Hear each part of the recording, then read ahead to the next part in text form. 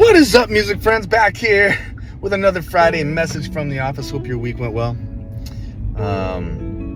It's obviously not my office. My car was shut off, and it is a little medley for you of some of my favorite clips. Favorite? That's not a word. Favorite clips from back in the day. I've got a whole bunch of those archives. And then some fresh stuff for you as well. Hope you enjoy it. If you like this video, give it a like for me. Love every damn one of you. I'll see you next Friday. Some of your Democrat colleagues say that President Biden was pardoned Hunter Biden was wrong or unwise, puts personal interest ahead of duty. I got nothing for you on that. Can I follow up on that? Are you concerned with the lack of transparency, lack of honesty around Biden's assistance card? As I said, I got nothing for you on that. Nope. Are you sure about that? As I said, I got nothing for you on that. Nope.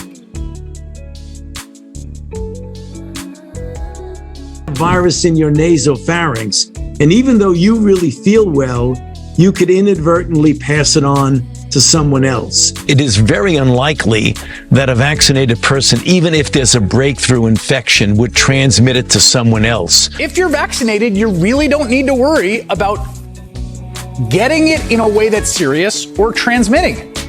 You nailed it, Chris. That's correct. Okay. That's absolutely correct. You're absolutely right. You said it correctly.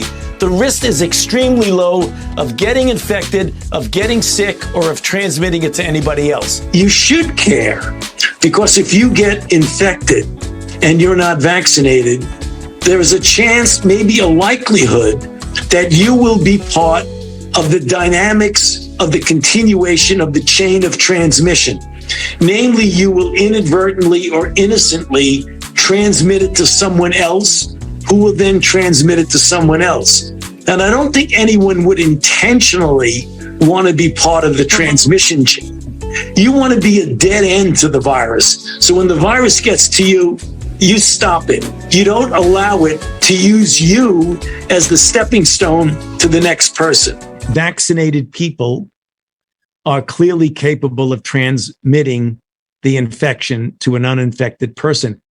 The loopholes he took advantage of when he claimed $1 billion loss that enabled him to avoid paying taxes. Did you use that $916 million loss to avoid paying personal federal income taxes? Of course I do. And so do all of her donors, or most of her donors. I know many of her donors. I pay tremendous numbers of taxes. I absolutely used it. And so did Warren Buffett. And so did George Soros. And so did many of the other people that Hillary is getting money from. She complains that Donald Trump took advantage of the tax code. Why didn't she change it? Why didn't you change it when you were a senator? The reason you didn't is that all your friends take the same advantage that I do. And I do. You have provisions in the tax code that frankly we could change, but you wouldn't change it because all of these people give you the money so you can take negative ads on Donald Trump. It's just awfully good that someone with the temperament of Donald Trump is not in charge of the law in our country. Because you'd be in jail. The U.S. in support of the development of the Lobito Corridor. Tanzania views the Lobito Corridor as an integral part of a broader strategy to enhance connectivity in Africa. We also appreciate the fact that the implementation of the project will provide important opportunities for Africa's development in sectors such as agriculture, renewable energy, digital transformation, trade and logistics along the corridor. Federal workers never came back to work. Really? Yeah, they work from home. Most? Yeah, like what percentage? Very large percentage, something like half, just literally just never came back. Whoa. They still, by the way, still draw a paycheck, they're still on their jobs, but literally they're not in the office. Or in some cases, they have an agreement where there's one agency, I probably won't name, but there's one agency where okay, here's another great thing.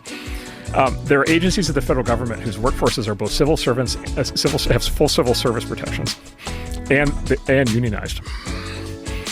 Entirely paid for by the taxpayer, but they both have civil service protections, which, by the way, are totally made up. There's no concept in the Constitution of like civil service protections. It's just like a totally made up thing.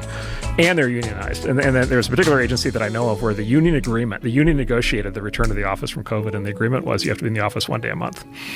Whoa. And actually what the pattern now is what they do is the employees come in on the last day of the month and the first day of the following month. So they only have to be there for 2 days. For 2 months. Out of 60 days. That's crazy. Folks, that sounds like a scam. And And I've been cheating on you, babe, with my pen and just that microphone. Oh.